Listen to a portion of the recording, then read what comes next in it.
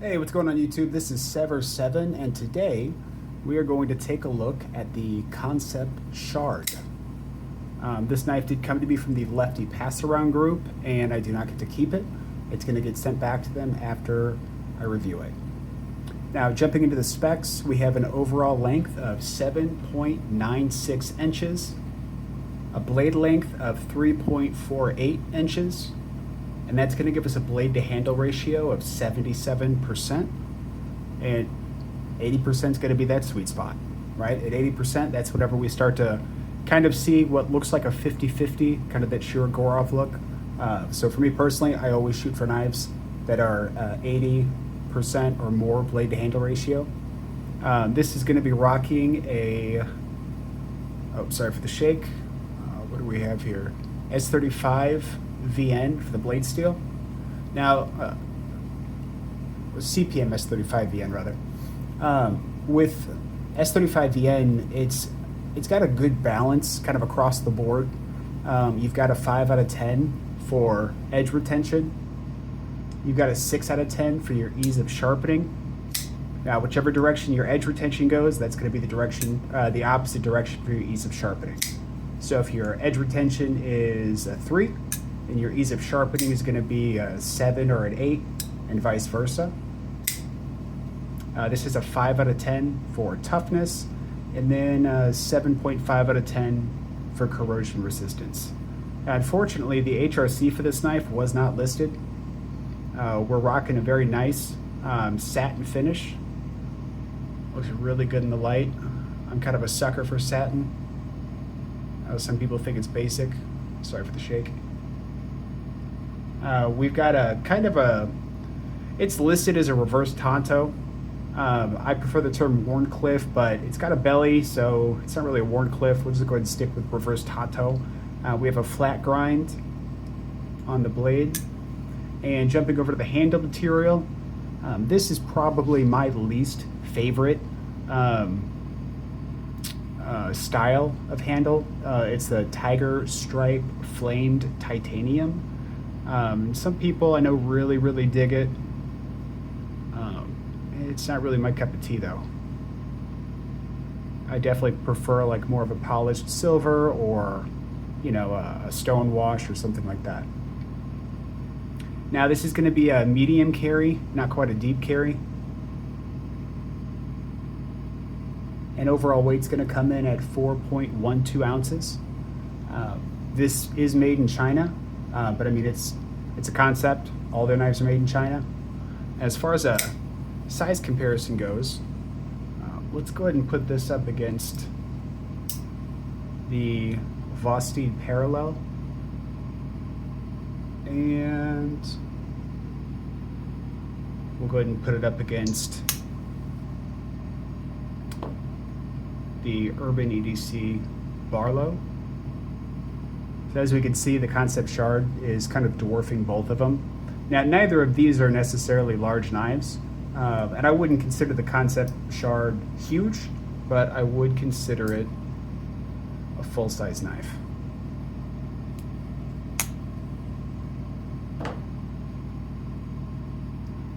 Now, as far as the build quality goes, I mean, by now, pretty much every company's mastered, you know, titanium frame lock.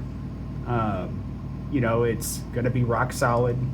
It's going to have, you know, solid feel in the hand. I mean, there's not really a whole lot as far as the build quality goes. I think we have T8s for the pivot and T6s for the body. Let me double check. Yep, got T8s there. T6, it's T6, clip will be T6. Yeah, so we got T6s everywhere with the pivot, so that kind of sucks, but I think that's just what Kansept does for all their knives. Aesthetically, so what I'll say is even though this one isn't my cup of tea, they have so many variations of the Kansept Shard that look really good. You know, they've got Damascus ones, they have like flame anno ones, you know, plain tie ones. They might even have some fat carbon versions. So just because this one isn't your cup of tea, I guarantee if you want this knife, you're going to find one that's going to fit your aesthetic perfectly. Now, as far as feel in hand, I can get a full 4-finger grip on this knife, and I'll have even just a little bit of room. Like, I don't feel cramped at all. But what I noticed is right here, where it's a little bit thicker, this is very comfortable. But then as you come down and it gets thinner, this is a massive hot spot. We're talking like, oh, sorry for my gross nail. We're talking like 1.5 inches of hot spot, and that's without putting very much pressure on the knife. Like, if you were going to carry this because you loved it and you weren't going to do anything but cut paper, awesome, then you'll be fine. But anything that actually requires you to squeeze down on this knife, you're going to have a hot spot for most of the pocket clip, and then you're going to have a hot spot right where the handle starts to thin out, which is unfortunate too, because I mean, if those hot spots weren't there, I mean, the rest of the knife is knocked down well. It's very comfortable. All the edges are smooth. You know, otherwise it would be a super comfortable knife. So that does kind of suck. Now, as far as the action goes, this was a little frustrating too. So whenever using the flipper, it snaps out. It sounds great. No issue. You can push button it. You can also light switch it. And if you break the detent, this thing's flying out. My problem though is this reverse flick. Because while it looks like we have a ton of room right here, if you look inside the window, the backside comes up a whole lot higher. So we don't have much room at all. Now, I can reverse flick it if I come way down here and I kind of cram my finger into it. Then I can do it.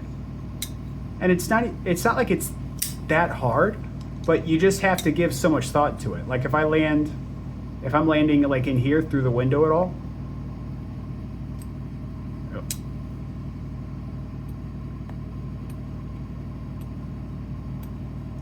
it's ridiculous. Down here though, I can do it. But it's like, don't tease me with a window, right? If you're not gonna let me use it, right? So I mean, it's not the end of the world. And if you don't care about, you know, reverse flicking and you're fine with the flipper tab, the flipper works fantastic. Sorry for the shake. Yeah, the flipper is phenomenal.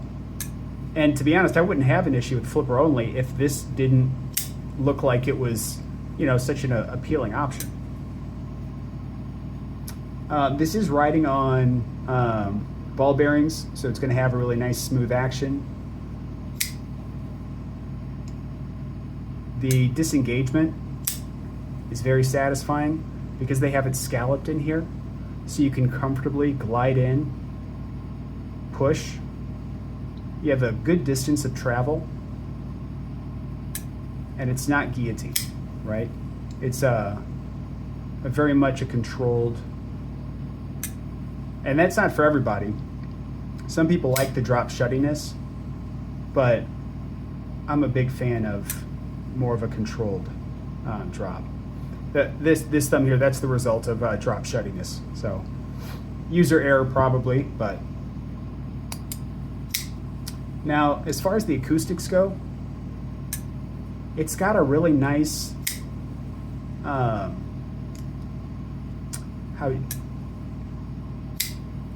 it's got a really nice like snapping sound on the way up, but even on the close,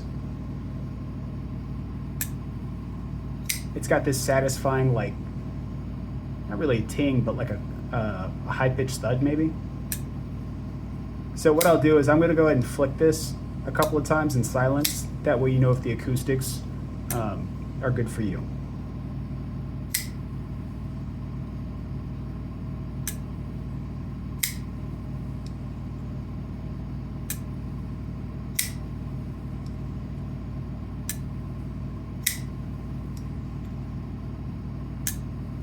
Now, what's this knife coming in at?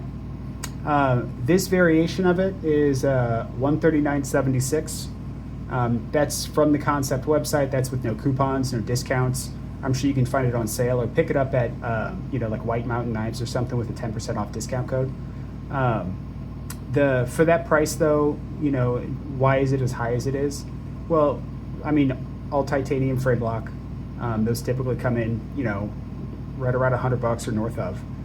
You're getting the CPM S35VN, which is considered a more premium steel.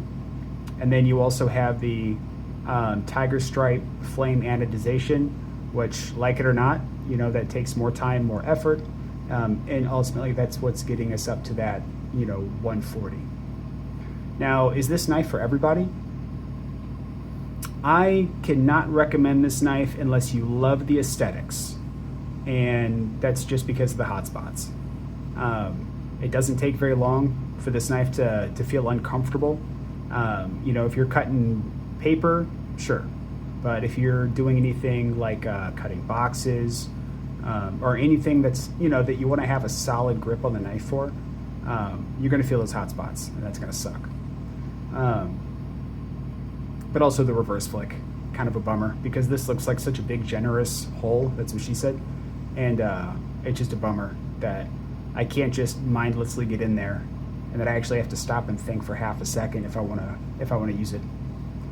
Now, what I will say though is within Kansept's own lineup, they are dropping banger after banger right now. If you want a good reverse flick, the Thoth is a great one. Huge flicking hole. The Tarkin, absolutely amazing knife. It's got a what do they call it? It's got a thumb disc and a top flipper. I could recommend that one all day long. And if you're feeling spicy, they just dropped the Leviathan. Holy cow, that thing looks insane. So while I can't recommend this one per se, Kansept is one of my personal favorite knife companies just because of how innovative they are. Like, zero F's given. They just make whatever they want, regardless of if people like it or not. And their creativity is through the roof. So while I can't recommend this one in particular, I'm going to link this knife, but also their newest drops. That way, if this knife isn't for you, you can still go over there and take a look and see what they have. But I'm telling you, they haven't missed. Like the last 6 or 7 knives, just all of them, bangers. Now, I will provide links down below. They're not affiliate links, so I don't get anything for saying this. But please follow me on Instagram at Sever7, SEVRSEVN. And please like and subscribe. And that's it. Thanks for watching, and have a great day.